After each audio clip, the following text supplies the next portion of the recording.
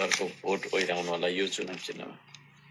चुनाव चिन्ह माटो होइन, यो चुनाव चिन्हमा भएभरको भोट भए जति भोट सबै यही चुनाव चिन्हमा ओइराउनु होला, ताकि हामी सबै मिलेर यो देशलाई बनाउन सक्नेछौँ, उठाउन सक्नेछौँ है।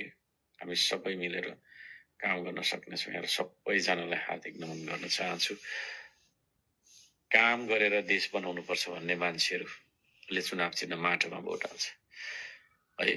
विदेशी प्रभुलाई ढोग्ने, विदेशीको सेटिङमा आएको पैसाले ज्यान पाल्ने होइन, आफ्नो चाहिँ जीव पाल्ने, आफ्नो घर घडेरी जोड्ने, कुद सम्पत्ति बिना स्रोतको जोड्ने खालका मान्छेहरूले भने हामी श्रम संस्कृतिको चुनाव चिन्ह माटोलाई मन नपराउन सक्छ।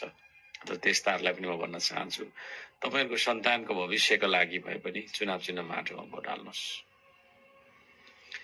त्यसो भएको कारणले गर्दाखेरि म सबैजनालाई भन्न चाहन्छु, जय माटो जय देश। सबै मिलेर हामीले अब चुनाव चिन्ह माटोमा भोट हाल्नुपर्छ। सबै मिलेर चुनाव चिन्ह माटोमा भोट हाल्नै पर्छ। चुनाव चिन्ह माटोमा भोट हालेन भने त्यो देशको माटोले पनि हामीले श्राप दिन्छ होला। त्यो भन्न चाहन्छु। त्यही हो, सबैतिर माटोको जित यसपालि सुनिश्चित होइन, सबैतिर माटोको जित यसपालि हुनेछ सुनिश्चित, गर्नुपर्छ सुनिश्चित। सबै किसानहरूलाई भन्न चाहन्छु, चुनाव चिन्ह माटोमा नबिर्सिनुहोस्, माटोलाई भोट दिन नबिर्सिनु होला। सबै मजदुरहरूलाई भन्न चाहन्छु, चुनाव चिन्ह माटोलाई भोट दिन नबिर्सिनु होला।